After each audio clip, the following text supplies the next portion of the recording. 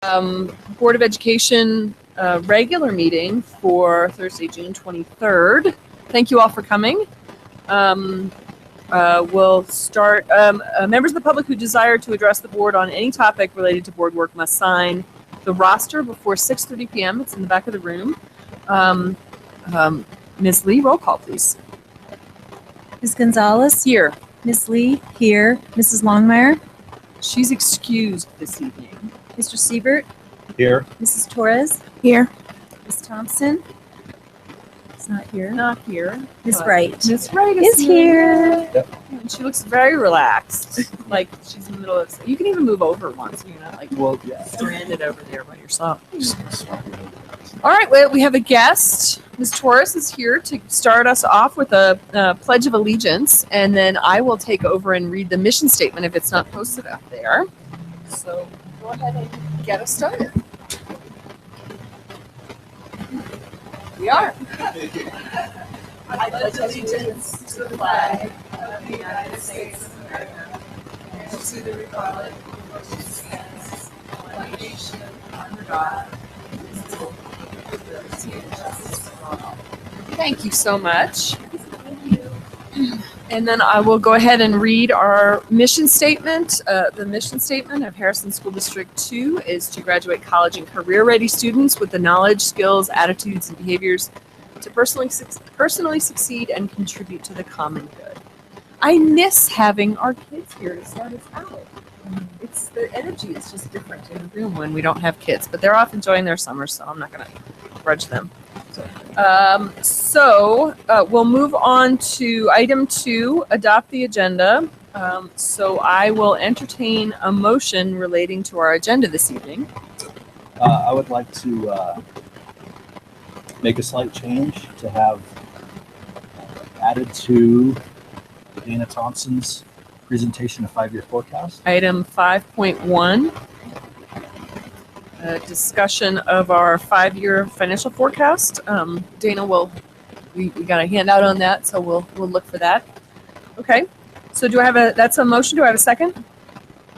Second. Motion by Mr. Siebert and second by Ms. Torres. Any discussion? No. All in favor, say aye. Aye. Any opposed? Motion carries. So then we will move on to the best part of our evening, communicating with the public. We have Danielle Somerville from Big Brothers Big Sisters here. So you can do you have a PowerPoint? Oh, okay. So then you can over there. We have 2 podiums.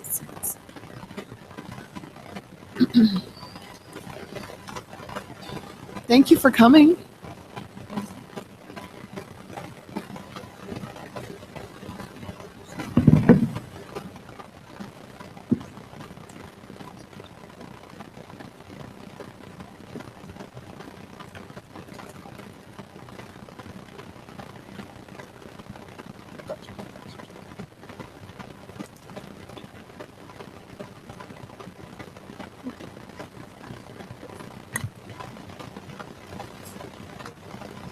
Good evening.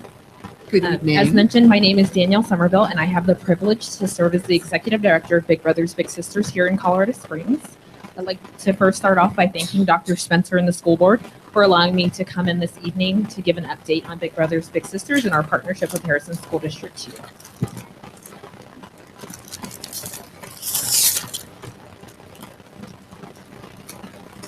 So for those who are not familiar, Big Brothers Big Sisters is essentially a one-to-one mentoring agency, and what we do is we are able to provide adult mentors to children here in the community.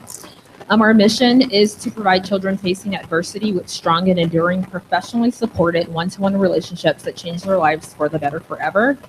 And what really distinguishes Big Brothers Big Sisters from other agencies who use the term mentoring is the fact that ours is one-on-one and it is professionally supported. By partnering with parents/guardians, volunteers, and others in the community, we are accountable for each child in our program achieving higher aspirations, greater confidence, and better relationships, avoidance of risky behaviors, and educational success. And we are able to gauge and measure all of these areas by implementing surveys that we do on an annual basis with all of the children in our program to see how they are developing once they are paired with a mentor in our program. These are some of the faces of Big Brothers Big Sisters, and I wanted to include this slide because when people think of being a mentor and who is a mentor, there's no such thing as a traditional mentor. Every mentor is different and unique, and that's what makes our program great, is because every child that we encounter is different and unique in some way. And so our mentors vary in ethnicity and age and backgrounds and experiences just as much as our children do as well. And some of the children featured in this presentation are Harrison School District 2 students. Just wanted to point that out. Big Brothers Big Sisters has actually been working with Harrison School District 2 since 2001. But in 2012, we did what I like to call take our relationship to the next level. And what we were able to do beginning in 2012 is have an agreement signed between the school district and Harrison and Big Brothers Big Sisters that allowed us to form a data sharing relationship partnership. So what that allowed us to do in 2012 is essentially go to the parents who have their students enrolled in your school district and say, will you please sign this consent form, which allows us to go straight to the district and get your child's attendance, their behavior, and we can also find out about their grades through their classroom success. And so we were able to get that data partnership established. And what that allowed us to do is go directly to the school district, get the data directly from them versus going to the parent and saying, will you please send us a copy of the report card, of the attendance, so we can see how your student is doing. And we're able to take the information that we receive and relay it back to the mentor, all with the parent's consent, so that if there are areas that the student is struggling in, the mentor can be made aware of it, and it's something that they can make part of their relationship with the mentee. And it's been really successful having that data shared directly from the school district to us, because we were able to eliminate one extra thing that we're asking a family to do. But since 2001, we've worked with several schools within the district to include Centennial Elementary, Carmel Middle School, Fox Meadow, Stratton Meadows, and Wildflower. I put an asterisk next to Fox Meadow and Stratton Meadow because we continue to work with them more intently in the school district than any other schools. We have students throughout every single school, probably in Harrison School District 2, but we have very specific programming for Stratton Meadows and Fox Meadow. And what that programming looks like is we actually take students from both of those schools, we will pair them with a mentor, and then the mentor is able to go into the school to visit with their students there, whether it's having lunch or going to activities at the school there with them. And they are also able to then spend time with the student out in the community. And that's really unique. In all of our mentoring relationships, we don't necessarily push for the mentor to go to the school. But in this particular program with Fox Meadow and Stratton Meadows, we actually make it a requirement is that you must attend some school activities so that you can see how your mentee is doing while they're at school. And it's been really successful. So many of our students just light up when they see their mentor coming through the door to come have lunch with them at school. And also, I like to say it gives you an opportunity to truly see your mentee in action. You get to see how they behave around their peers, what their relationship is like with their teachers. And so it's great to be able to have that relationship where the school staff knows who the mentors are, and they're able to recognize them right away and allow them to come into the school activity. So we will continue to maintain that relationship with these two particular schools. In 2015, approximately 30% of the children that we served were enrolled in Harrison School District 2. And that's quite a substantial number for Big Brothers Big Sisters to have 30% from one particular school district. And I expect that that number will continue to grow for a number of reasons, which I will touch on in our next slide. We offer very specific programming here in Harrison School District 2 that allows us to partner with key schools here.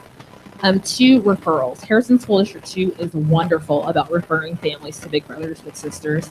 It's typically a school counselor who will just start to notice that maybe a child could benefit from an adult mentor, some more attention and support, and they will actually refer that student to us and follow up to make sure that the student and the family followed up with us to come in for an interview and to find out more about Big Brothers Big Sisters.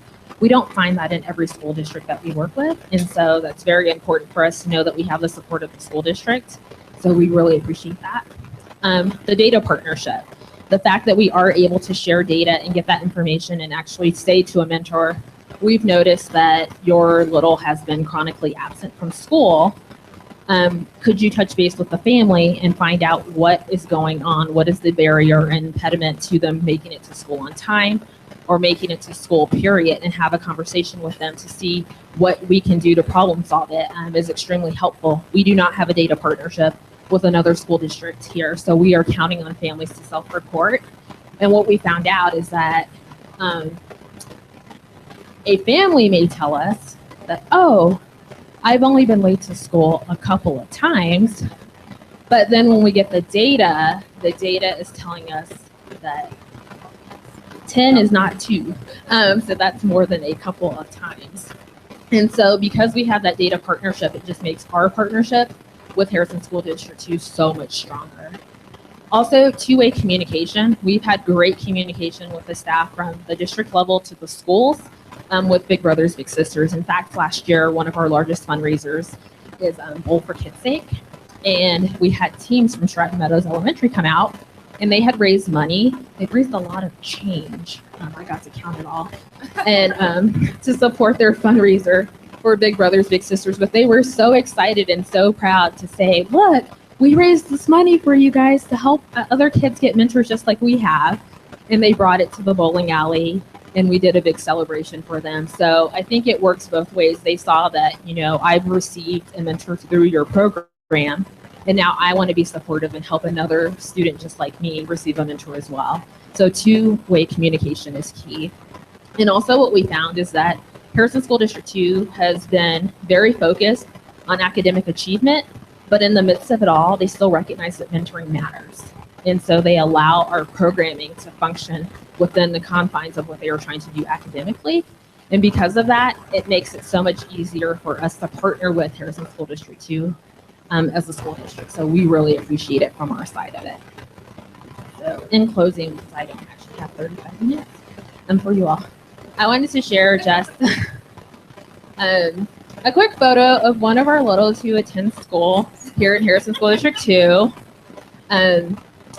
He came to our program seeking a male role model, and for a number of reasons, he's being raised actually by a grandparent.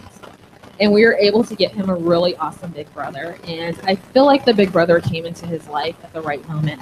This young man had a very strained relationship with his father. And there were times when, as adults, we tell kids we're going to do certain things. And then for whatever reason, we're unable to follow through on those certain things. And it makes a difference to kids. And when his dad wasn't able to step up to the plate, his big brother has been able to step up to the plate, whether it's going to the school to figure out what he can do to help his little brother, or just being out in the community with him to help him figure out and maneuver what it means to grow up as a young man in this community. So you can see they're having a lot of fun there. I'm not really sure what they're doing, but I'm pretty sure it's one of our regulated activities. We'll just go with that. But it's this that makes the work that we do worthwhile, that keeps me coming back to Big Brothers Big Sisters day after day, because someone who isn't even related to a child knows the importance of committing to what you say you're going to do and showing somebody else the way because you've been shown the way. And so I'd just like to, in closing, thank Harrison School District 2 for being such an amazing partner to Big Brothers Big Sisters and allowing us to fully implement our work in the way we want to implement our work with the school district and with students. And without you all, we wouldn't have the students to support. And so I just thank you immensely for your continued support of Big Brothers Big Sisters. Thank you. Are there any questions before I have a few questions, but I want to see if anybody else has any questions for Daniel. How many mentors do you have? Big Brothers and Big Sisters? So in 2016, we will serve 390 children in the community. That actually equates to a little over 400 mentors. We have a program with the Air Force Academy where cadets serve as mentors to children in the community. And in that program, we actually pair 2 cadets with each child because we know that they have a very busy and rigorous schedule. We want to make sure that anytime we do an activity, one of the cadets is there with the little brother or little sister. Mm-hmm. Thank you. Wow. I do have a few questions. First of all, your slides are fantastic, and in particular, that picture is priceless. Like, you really can't beat it. So I just want to make sure that we get that loaded up into our agenda materials so that when I go back and I brag on you guys out in the world, I can say, see, look, all this great stuff. When the question that I had about mentors going to school events, do they go through the district's like VIP style background check, or do they does the one that Big Brothers and Big Sisters does suffice for the district's purposes? So far they have just gone through the Big Brothers Big Sisters background checks, and Yeah. I can explain a little bit more about what our background checks looks like, so Sure. you are aware. Yeah. So in order to become a mentor at Big Brothers Big Sisters, you have to attend an orientation to learn more about the program. After that, you must attend an interview, an in-person one-on-one interview. That interview can take anywhere from an hour to 2 hours, 2.5, depending on how worthy you may be. And you will have to provide references. So you have to be willing to give us references of people who have known you for a certain period of time, who are willing to share information about their relationship with you. Outside of that, we also have every volunteer complete a driving record, and we have to see a copy of your DMV. You have to undergo CBI, and you also have to undergo fingerprinting through the FBI. Mhm. Of all of those background checks, because they're all very critical for every volunteer to go through, what we find is the most telling is actually the references, are the most telling. One of the questions that we specifically ask a reference is, would you trust your own child with this person?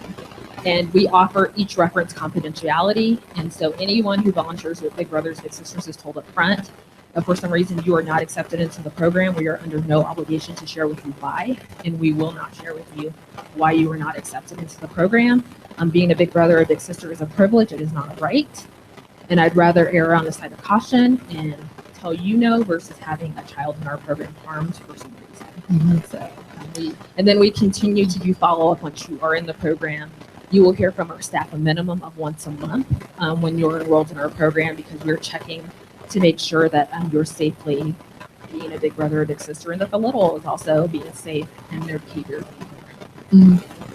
And I think that's important to note, because we get some feedback in our VIP program from parents or other people in the community who are who've had extensive background checks for other purposes, and we are very clear to say, well, thank you for that, but you also have to go through ours for our purpose. And so it's good to know that Big Brothers and Big Sisters don't have to, but it's because the standards are at least as high, if not higher, than the ones that we have for our own VIP program.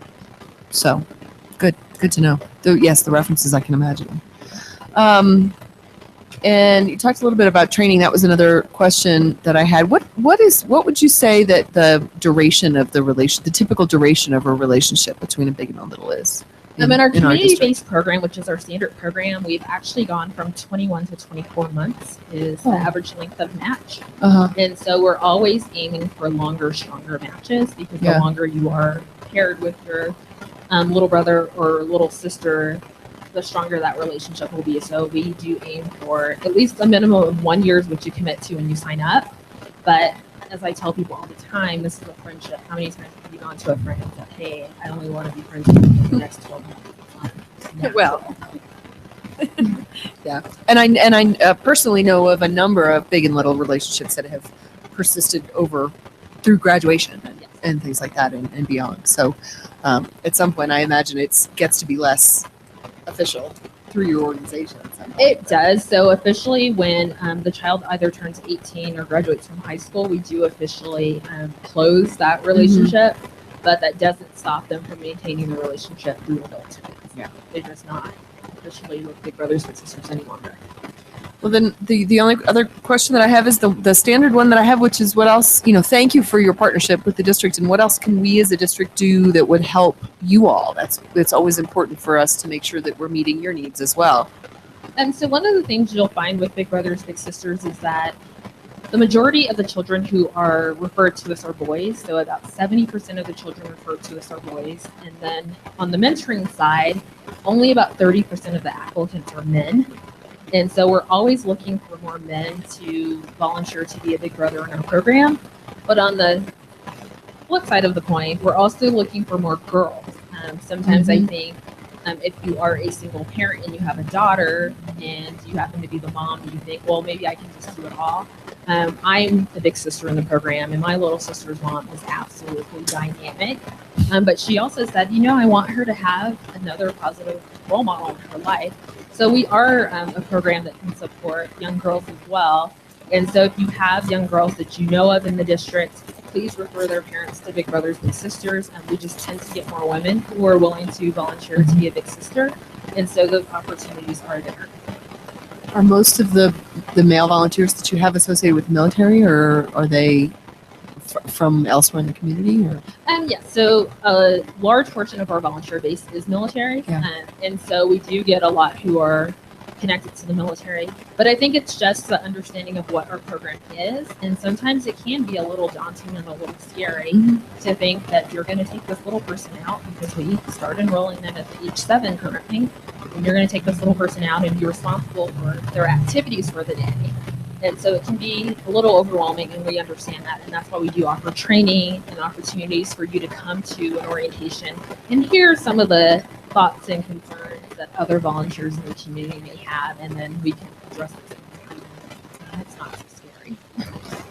well, we'll keep it in mind and figure out what it is that we can do when we connect with our community to encourage volunteers, as well as some of our girls. I can imagine having a middle school age girl myself. Sometimes it would be nice to give her to somebody else. So thank you, Danielle. I appreciate you coming in and spending some time with us this evening. It's always great to see you. Thank you. Thanks. So the next item on our agenda is public comment, and we don't have anybody who signed up. So I will move right past that, and we'll move on to item 5, matters reserved for board action. 5.1 is our fiscal year 16-17 proposed budget. Dana Thompson here to stand at the podium for I believe the last time. It's the end of an era. Hi, Dana.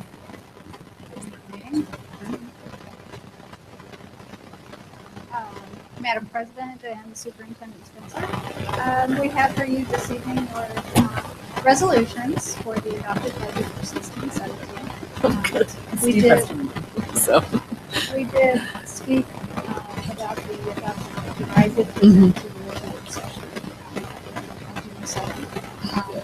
And that was the proposed budget, and I did not make we didn't have any real material. Differences come up afterward, so I didn't feel like there was any changes. We have added a few positions. Actually, we ended up not reducing them. So what you see on here, what you saw in the proposed budget for staff adjustments for schools is a little bit less because Mr. Spencer made the decision for having a few positions that for the formula would have been reduced. So that might be like questions maybe. Yeah, it might be about $100,000.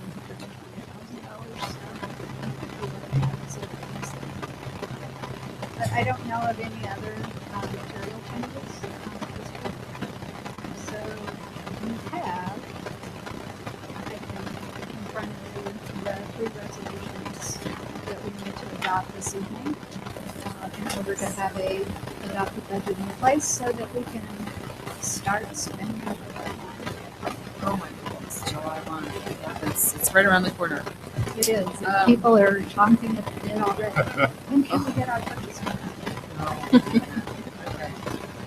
Yeah, we did have a good discussion at our last work session about the budget and a variety of related financial items. So we appreciate that. Steve, do you want to talk about forecasts before we move on to adopting the budget, or do you want to go ahead and do the motions to do the business that we have to do before we go to the forecast? Yeah, let's do the Okay. resolutions and close out that portion, and then move to the Okay. 4B5. Or we just incorporated under this one, yeah.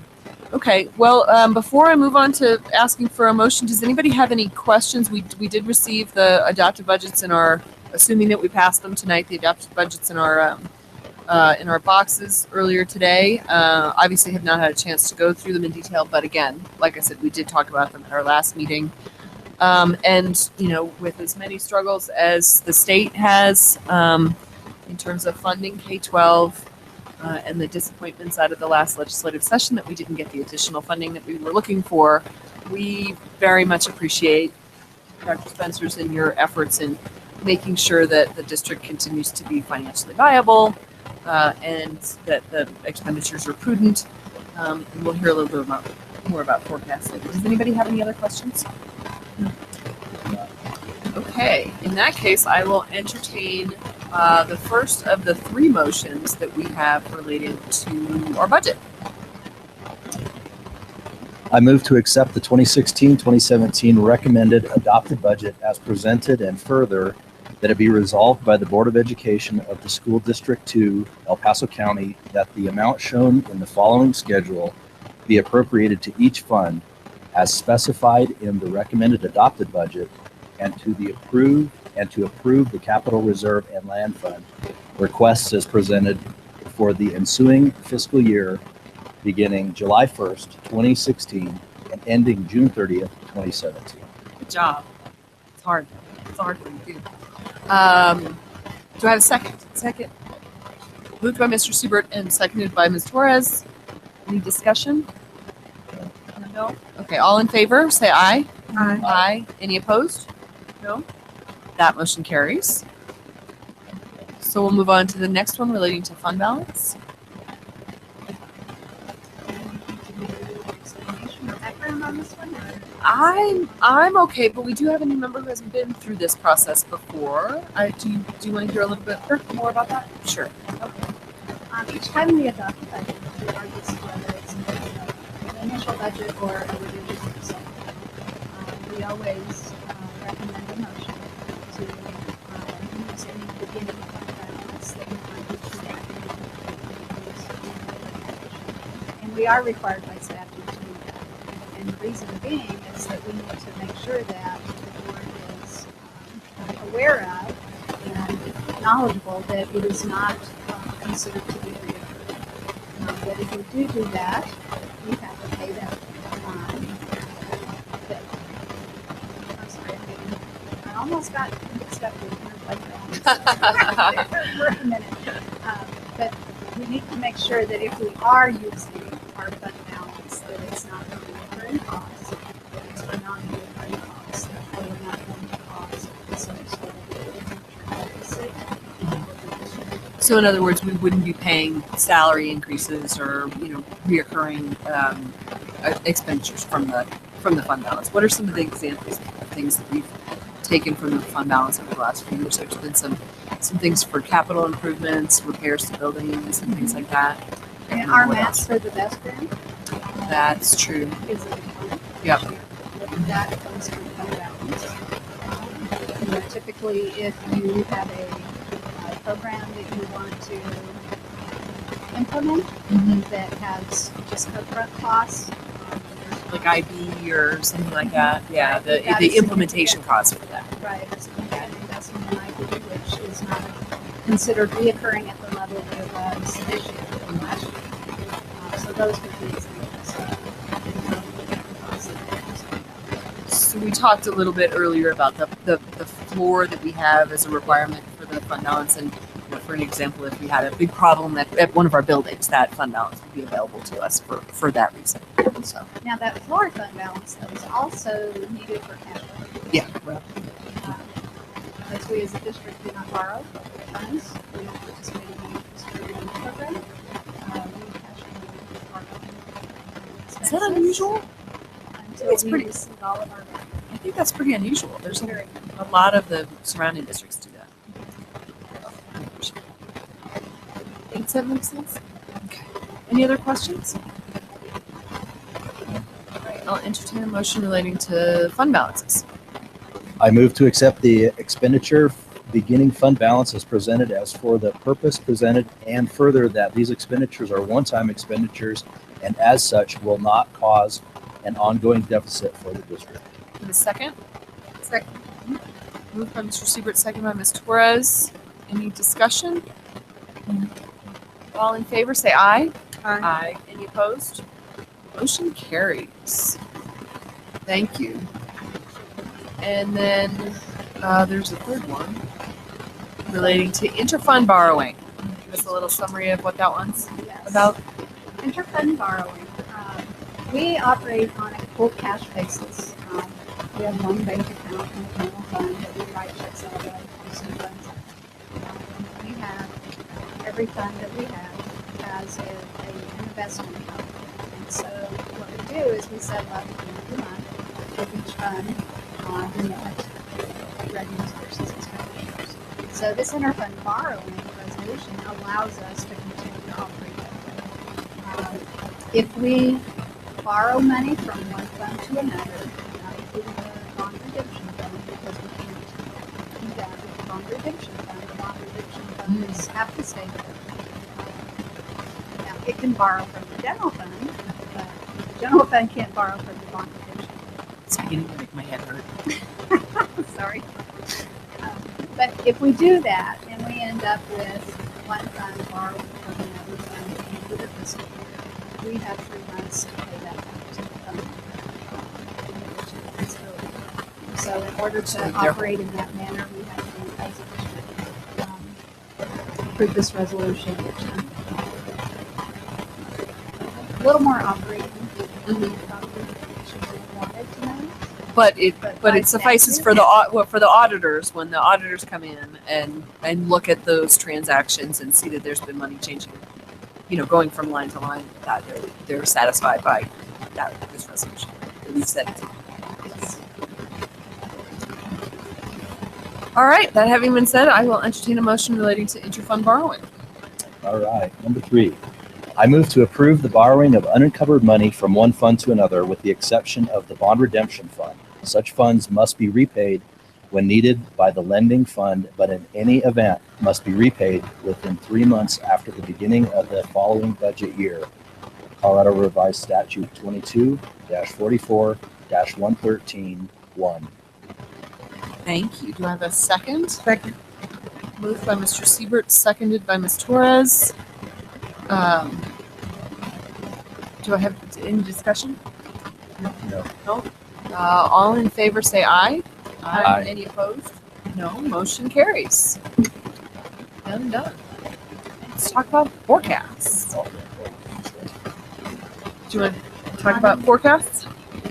Yes, I guess I would like to ask whether or not you can throw the PowerPoint up on the computer. If not, then we can just get the hard copies. If you've got it, we might as well put it up just so that we can kind of maybe point to it and so we can know what we're talking about. Yeah. For someone. I can do that if I put it out at arm's length. I can actually see it. Have Christine hold it over there. Maybe if we put it up at the screen, I'm good. Isn't it terrible to get to the point where you need?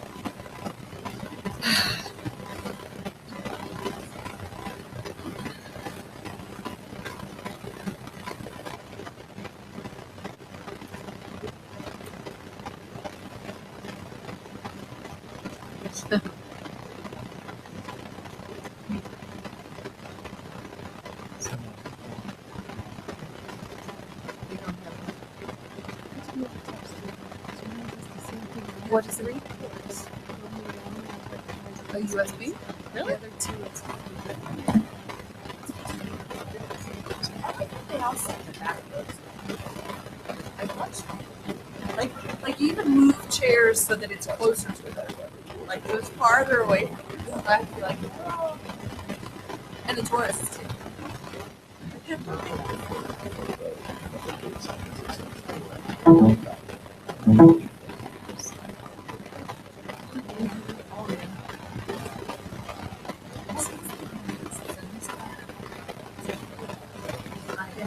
he was the only one that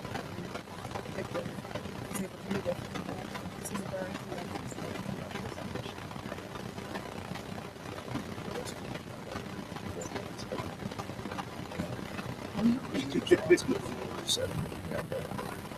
So we review it for the work session. She said when we go to New Jersey.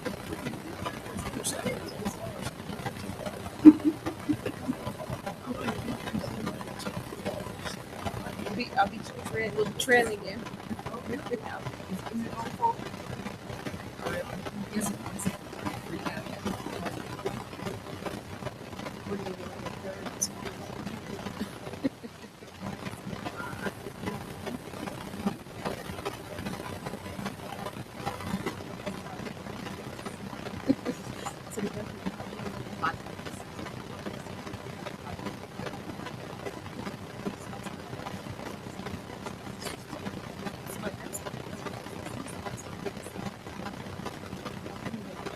You're not able to get it.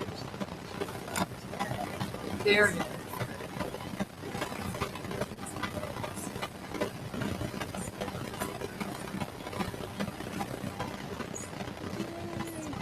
I think if you hit F11, you can probably pull something.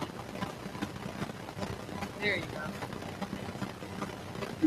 Can you close that tools thing?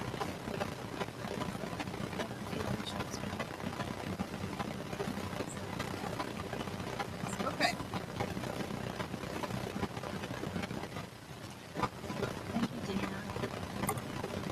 Diana. Hi, Norma. Oh, Diana helped Yeah. her. Yeah, Yeah. we've got a hard copy. It's just if she wants to point to something, it's easier for her. Thank you.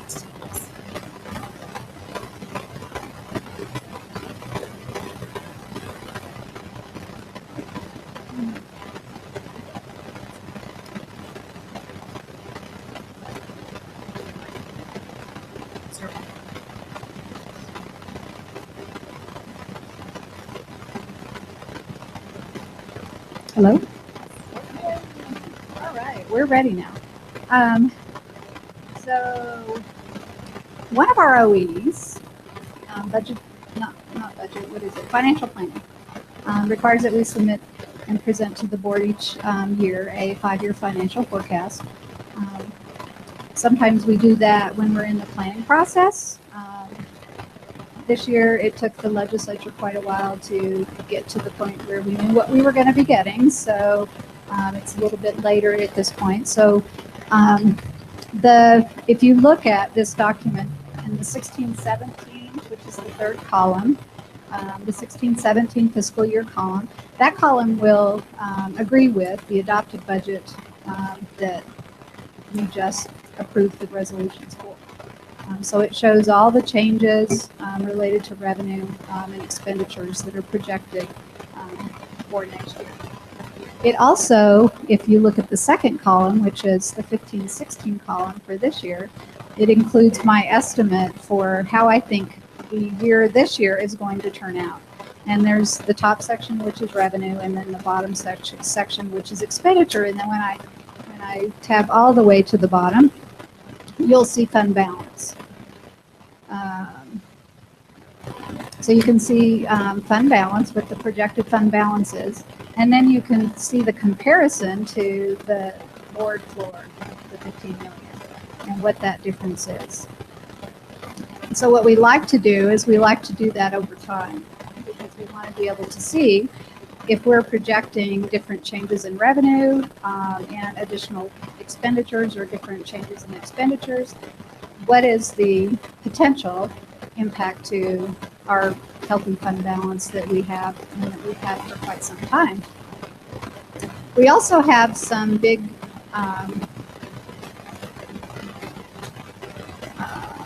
possibly some big expenditures coming up that we may have to absorb due to the TIF grant, which we have one more year on the current grant, and we are applying for another grant, which we're hoping to receive, which would negate then the general fund having to absorb what you see on your report in fiscal year 17-18.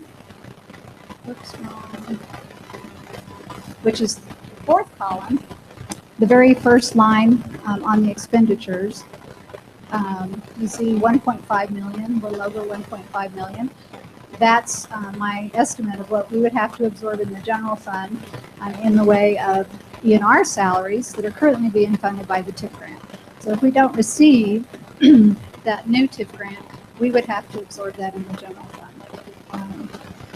And so that's one reason why we want to make sure that we preserve our fund balance so that if that does happen, that we've got that those funds to continue to ensure that we have funding for the DNR program. So at the very bottom of this forecast are where my assumptions are listed. And I've been pretty conservative when I try to forecast out past the current year or past next year, in which the legislature has acted on.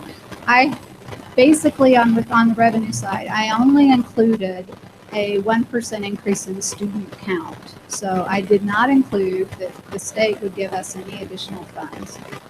And again, that's because of all of the conversation around the state budget, the competing interests on the state budget, which tends to cause a lot of stress on the K through 12 financing. We don't know how that's going to turn out, so I think 1% is pretty conservative. Could be more conservative and just say we're not going to get any, or we wouldn't have any increase. But on student count, we've typically had, just the last few years, we've had probably 2 to 4% increase. So I think a 1% is pretty conservative looking at student count. And these numbers, keep in mind too, these numbers do not include charter school. So I pulled out charter school so that it's not in any way impacting what you're seeing. What you're seeing is just funds that we receive and get to keep as a district and expend. Charter schools are set aside. Let me interrupt you. Does it include in a line somewhere in there the transfer payments to charter schools from our funds? In other words, the funding that we have to share with charter schools that may be changing going forward. Is that somehow reflected? Yeah. Yeah. But it's included in the budget somewhere in terms of discussion on it. No. Okay. Mill levy, since that legislation died Yeah. this year, I'm not reflecting anything of that sort in here in relation to sharing a mill levy override. Okay. We'll hope that it continues that way. Yeah, there is the possibility that could come up again. Sure. And again, when you're looking at that bottom number across the number across the bottom, which shows you the differential between the 15 million and what my projection of fund balance is. For 16-17, we're looking at 7.6 million. For 17-18, it goes to 5.7 million. And then when you get into the 18-19, it goes to 3.8, and then 19-20 is 1.5. So if we were to have to share the current mill levy override, the calculations on that were a little over $1 million, like $1.2 million, I want to say. Yep. So you can kind of determine what would that impact be when you're looking 5 years out, and we would be right there at our minimum if we have to share the current mill levy. I've not included in the estimated expenditures in future years any salary increases for administrative staff or ESP.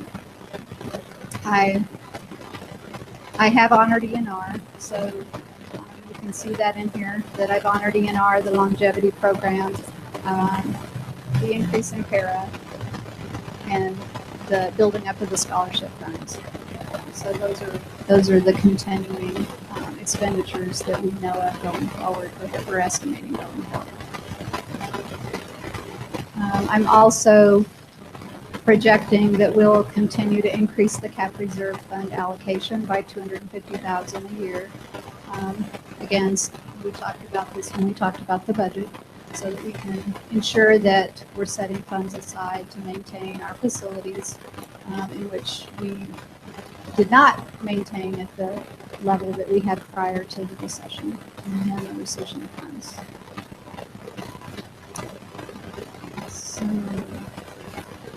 So really what I wanted you to focus on is that bottom line number that you see there.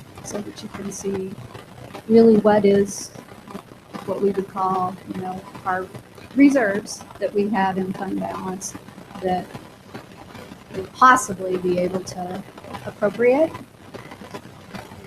for non-reoccurring type expenditures. That's exactly what we went right to when we started looking at it. That's exactly what we looked at right away. So, Steve, do you have any questions or items you want to follow up with Dana on? I do not. Okay. Anybody else? Do you have any questions? I know this is the first time you're seeing it. It gave me an awful lot. So, what'd you say? She's got all the notes. She's got it all written down. The only question that I have is I know Dr. Spencer said that you all were working on the TIF grant and that it was due sometime later this month. Do you have any idea when we might know whether we've been awarded? Did you say that earlier? That was us. Said notification of notice. Okay. I'll put it on my calendar. We'll be waiting here. So, good. One other thing I want to point out that's important on this is that usually in the past, when I would present this to you, I would present budget as is. But because we usually only spend 96 to 97% of our appropriation, I've adjusted this to reflect that. Oh. So this is adjusted in the 16-17 column to reflect that we will probably only actually spend 97% of what we're appropriating in our adopted budget. What's the reason for the change this year? Just because it reflects reality more accurately, Yeah. or? Yeah, I just thought I would present something to you that doesn't appear to understate Mm-hmm. what the amount in our reserves are that would be available. Mm-hmm. So looking at it this way, it's a little bit higher number than what it would look like if I were to have just used the Got adopted it. budget with appropriation. Yeah, and I mean it's for 15-16, it's at the highest I think I've ever seen it, 22.8, and then in 16-17, 22.6. So I am glad to see that it's heading in the direction of freeing up some more of those funds for use in important projects in the district. But we do certainly want to keep an eye on it, so we appreciate that. Good. Okay, if there's no further questions, Dana, I just wanted to say thank you so much for being here and for your many years of dedicated service, and just wanted to wish you the best of luck going forward. We'll miss you when it comes time to be budget time next year. Oh, thank you very much. You guys will be in good hands with the person that you hired. So I am familiar with her. And we'll still see you around. And For a little while. Yeah. I don't know that I'll come to board meetings. D11, no. But D11 has big plans, and Ms. Torres just recently made a note that the D11 has got a big strategic plan relating to some ballot questions that they're going to ask in November, some bonding and things like that. So they're going to keep you good and busy. So.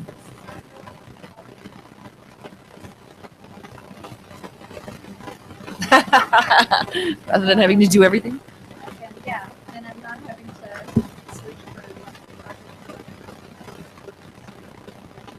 Good. Oh my goodness, what do you do with yourself?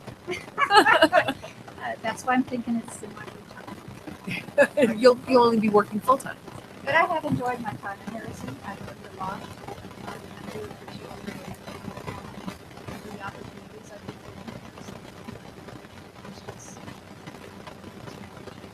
I understand.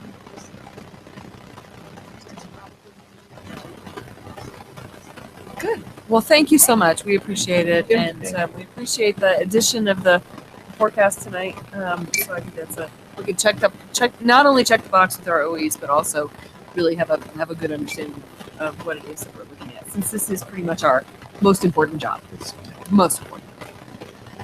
So moving on to item 6, monitoring board performance. You've got the annual work plan in your packets, and I note that July is the month that we don't have a meeting.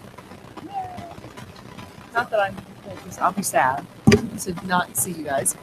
But then in August, we jump right back into it, and our August agendas have treasurer next to them. So Steve will be in charge of working with Dr. Spencer to put together that agenda. We have kind of an unusually long time between those meetings. The work session's on the 2nd and the regular's on the 25th. Is that longer than it usually is? Maybe it's not. It just seems like it to me. It's because of the start of school. Yeah. So I saw that. I thought, well, it's 3 weeks in between. And the indicators that we'll talk about on the work session are OE3, our treatment of stakeholders. So if you guys want to review that before the meeting. And we have a very important event on August 6th, our Southeast Back to School Summerfest, which will take place at, is it the Y or is it Sierra? It's right in between Sierra and the Y. So it's in conjunction with the school and with the YMCA. We really appreciate the Y's partnership on this. And it sounds like it's going to be a wing-wing event.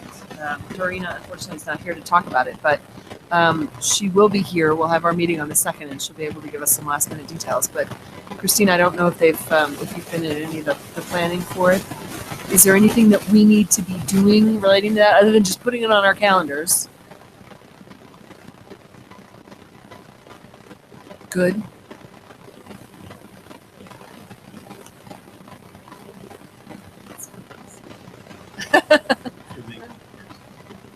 We will have all of our East Side schools, student recruitment and enrollment present, and more vendors, and be sure to be supplies.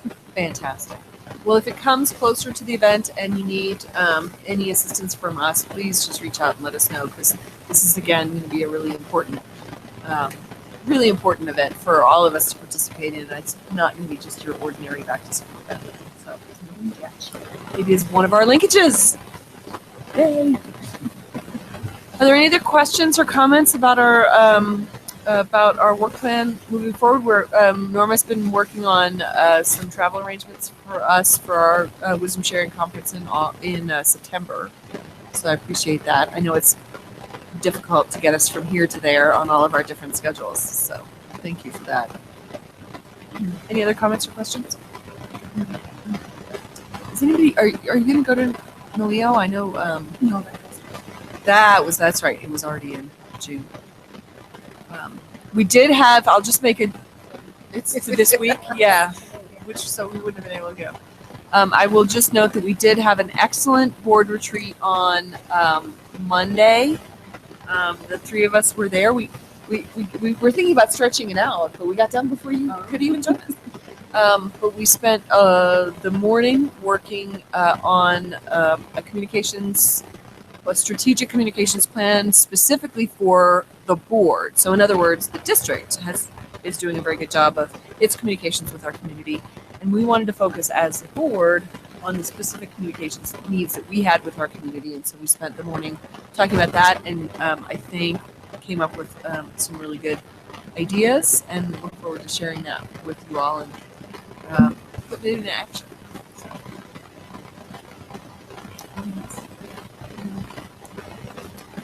So moving on to legislative updates, I don't really have anything other than I was officially still am at the Colorado Municipal League conference that's happening up in Vail. I came back just for this meeting tonight. We'll be heading back up there. And the hospital provider fee thing is going to come back up in the next session, and with a more specific strategy and driven by a real consortium. So not only CASB, but also CNO, and also now the question is, we're going to have to fight over what the money goes to, whether it goes to transportation or K-12 or higher ed or whatever. But I was encouraged that we're not giving up on that. But that's about all. You want to add?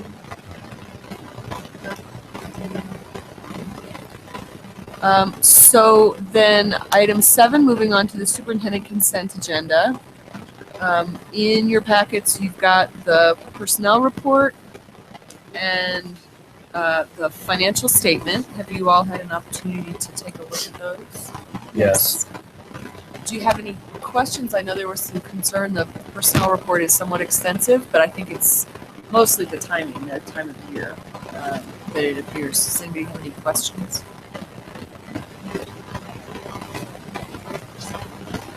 I don't know. So I would entertain a motion relating to the superintendent's consent agenda. I move to approve the superintendent consent agenda as stated. Second. Motion by Mr. Siebert, second by Ms. Lee. Any discussion? No. All in favor, say aye. Aye. Any opposed? Motion carries. So under board consent agenda, item 8, we have the minutes from May 3rd and May 24th. Has everybody had a chance to review those? Yes, I went over them with Ella and Went over them with a fine tooth comb, I'm sure. We so appreciate that. good team. Good. Okay, and then also we have the proposed agreement of trust and understanding, ATU, for the 16 and 17 school year. We had a discussion of that at our last work session, so I appreciate, Norma, you sending out the electronic version of that so we can take a look at some of those comments. And we did, just so you all are aware, we did have a fairly detailed discussion of participation rates in the ATU and the results of that voting. And so it is something that we are aware of and interested in and concerned about. So is there any other discussion about the ATU? No. God, you guys are easy tonight. So that being said, I will entertain a motion to relating to the board consent agenda. I move to approve the board consent agenda items as stated. Second. Motion by Mrs. Torres, seconded by Mr. Siebert. Is there any discussion? No? All in favor say aye. Aye. Any opposed? No. Motion carries. And I understand we've removed the executive session from the agenda, right? So we will, there's no need for item 9, 9.1, or 9.2 to reconvene in general session. So it looks like we're done. We are, no? Oh, I have a different agenda. Sorry. Oh, that's right. So we have, we need to designate, item 8.4, we need to designate an assistant treasurer to the Board of Education for fiscal purposes. So I will entertain a motion relating to, well, I guess, does anybody have any questions on why we're doing this? Yeah, it's pretty clear. We're just moving along. Okay, I'll entertain a motion relating to item 8.4. I move to approve Ms. Shelley C. Becker, the CFO, Finance Risk Management, to serve as Assistant Treasurer to the Board of Education, granting contract signing authority for the Assistant Treasurer. Second. Second, so motion by Mrs. Torres, second by Ms. Lee. Any discussion? We'll meet Ms. Becker at our next meeting. So not in July, but we'll meet her in August. We're very excited to meet her. Is there any discussion? No? All in favor say aye. Aye. Any opposed?